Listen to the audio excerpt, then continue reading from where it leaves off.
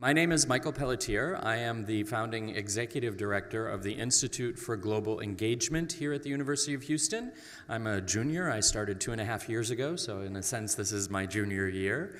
And it's really been an honor and a thrill to be here over the past 2.5 years to work with so many amazing colleagues from all across campus and all across UH, students, faculty, and staff, as we try to find ways to work together to really contribute our bit to bringing UH to the next level. And our bit is to make that international, to make that truly global.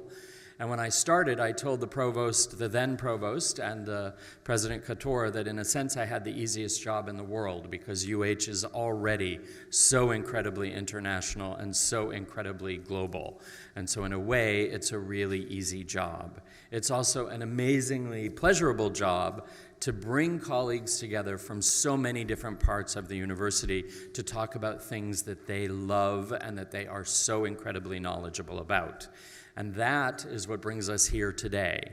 Last September, we had the great opportunity of working with colleagues from a number of different departments to talk about translation and interpretation and multiple languages and cultures as sources of knowledge. And we all had such a good time, and we had such a good turnout, as we have today, that we said, we got to do this again. And we didn't want to wait till September. So we said, we'll do something in the spring. And so colleagues from various parts of the university came together, faculty, staff, students, and colleagues from the library came together and said, we have some amazing manuscripts, some amazing transcripts, some amazing materials that we could also share.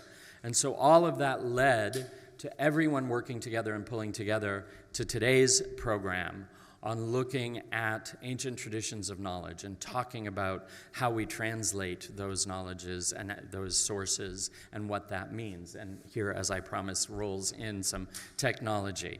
And so I want to say a specific thanks to everybody that worked on this, but particularly Christian and our colleagues at the library and in the special collections who've put some things together so that you can actually see with your own eyes, if not touch with your own hands, do not do that, but you can see with your own eyes some of the transcripts and some of the materials we're talking about. And then Christian will say a few words on behalf of the library, and then my very dear friend and colleague Emran El-Badawi from MCL will say a few words, much more erudite than my words, as always, to get us kicked off. And then we will hand over to the experts to have a really great couple of hours to talk about what we all love, which is all sorts of different sources of knowledge, all of which are so important and all of which are so enriching. So again, thank you for your patience. Thanks everybody for their work to make this happen. And Christian, over to you.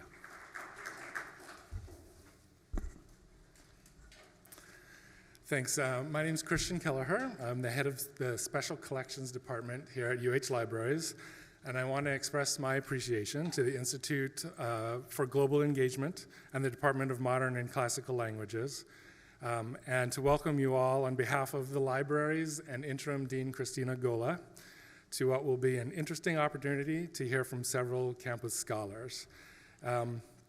And I want to thank my colleagues for scrambling with me to get a backup solution for the technology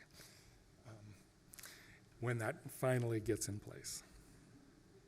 My department of the library, Special Collections, located just across the way here on the second floor at the red elevators, is home to rare books, archives, manuscripts, photographs, maps, audio and video, works of art on paper, and other materials that are the primary sources for original research, like we'll hear about today. Some examples of our collections, selected by our presenters and by Special Collections Rare Books curator Julie Grobe, thank you, Julie, are on display here this morning, and I hope you'll take the opportunity to consider these items creatively and critically, and to think about how historical sources like these can be used in your own research, learning, and teaching. We love to welcome classes in to use our collections.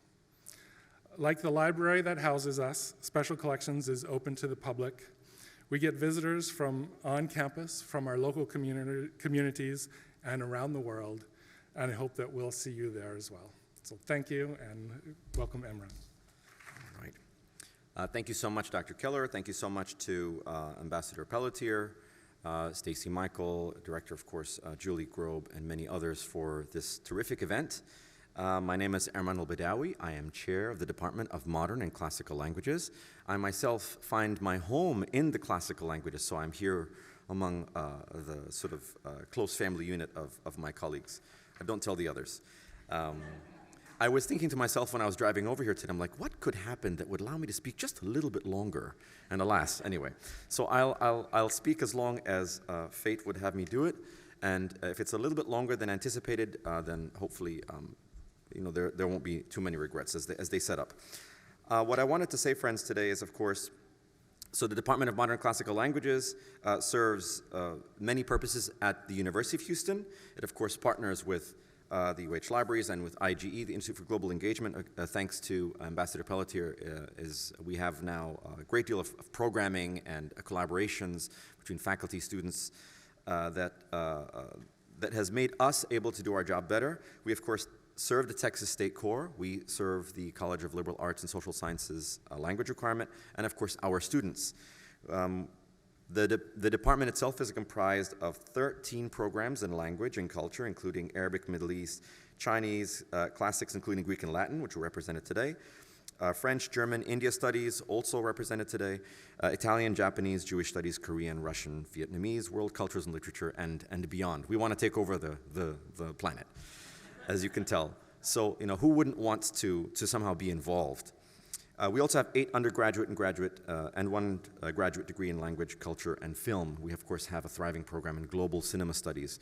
So there's many, many great things. Come and ask us. Come and ask me and my colleagues. We'd love to tell you more.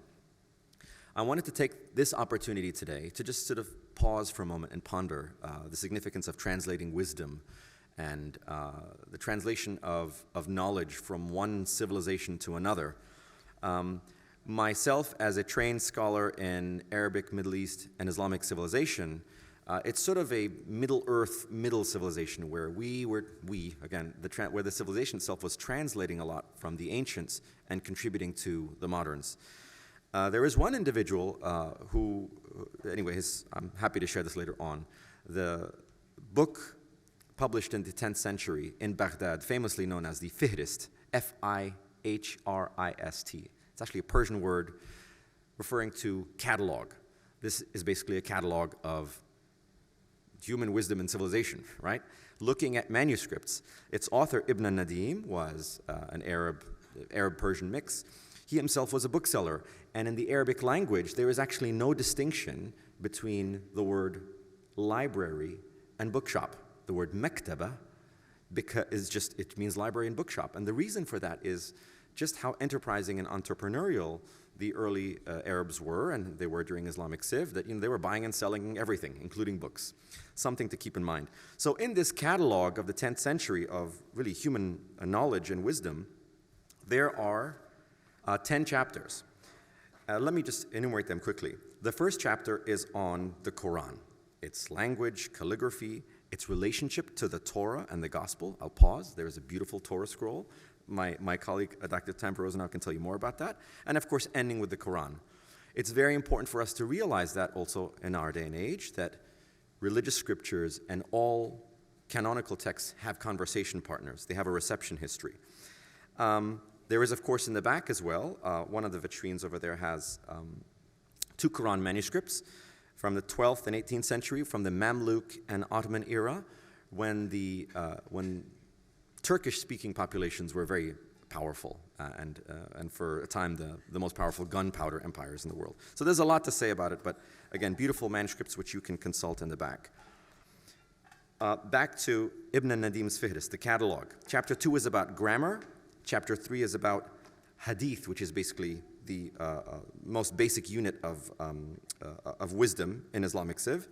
4, poetry. 5, theology and dogma.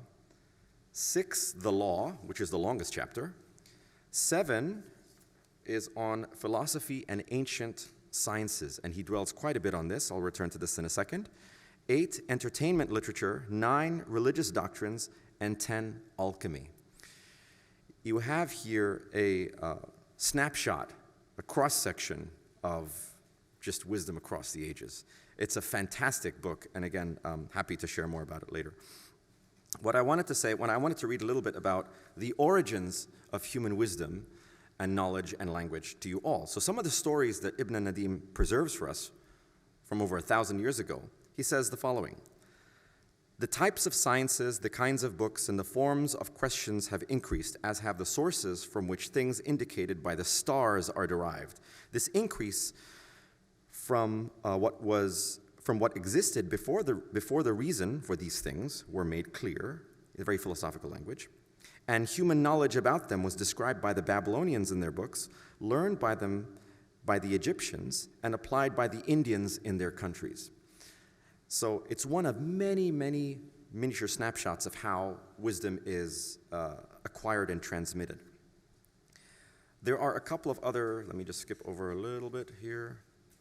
Of course, he merges here Persian civilization and the Greeks very, very well. And of course, he describes a wise man named Hermes who went to the land of Egypt. And again, my colleagues will tell you a lot more about that. Another important episode of transmitting this knowledge between East and West, describing the situation of Hermes living in Egypt.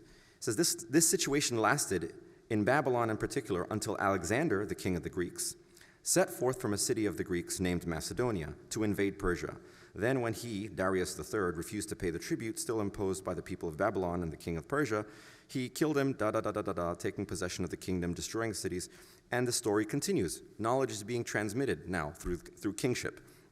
He mentions then, among the Persian kings, Shapur, really important king in early Middle Eastern history. Shapur, his son, followed his example so that there were transcribed into Persian all of the books, such as the ones of Hermes, the Babylonian who ruled Egypt, Dorotheus the Syrian, Phaedrus the Greek from the city of Athens, famous for learning, Ptolemy and Pharmasib the Indian. They explained them, the books that is, teaching the people about them in the same way that they learned from all those books which originated in Babylon. And I'll pause for a second. Why is Babylon important? Because in the Bible, Babylon is, of course, the sort of epicenter of ancient civilization, which, of course, becomes decadent afterwards. I go back to the text. Then, after the time of these two, Ardashir and Shapur, there appeared Khosrow Anushirwan, who collected, edited, worked through all the books, etc., etc. Let me get to the last point here. This is the last section of Ibn Nadim's Fihris from the 10th century, which I think is very much relevant to what we're doing here today. He refers now to the great kings who transmitted the knowledge. Because of their care in preserving the books about the sciences, their eagerness to make them endure through the ages, and their guarding of them from celestial happenings and earthly damages, the kings of Persia actually chose for them the writing material, which was the most durable in case of accident, the longest lasting in time, and the least prone to decay or effacement, which is why we have the manuscripts around us today. And it's a testament to the ancients, how they believed in preserving wisdom for us today. We're grateful to them. If I can conclude really briefly, I just wanted to mention that the Arabs and Islamic civilization is very much a civilization that is believes in the acquisition and preservation of knowledge as something sacred, and its wisdom as something sacred. And there are all sorts of stories, again, that, how wisdom essentially comes from the heavens. It's interwoven with global cultures, citing here, of course, the Greeks, the Persians, Chinese, Indians, biblical culture, and beyond. And finally, of course, a plug to my colleagues, and hopefully for the future, that hopefully MCL and other units will work more with the UH libraries, the special collections. They are the best kept secret, but no more, right? That changes today. And that you all, of course, the students especially, will continue to indulge and let others know about the study of language and culture in MCL and the resources at the Institute for Global Engagement. Thank you all so much.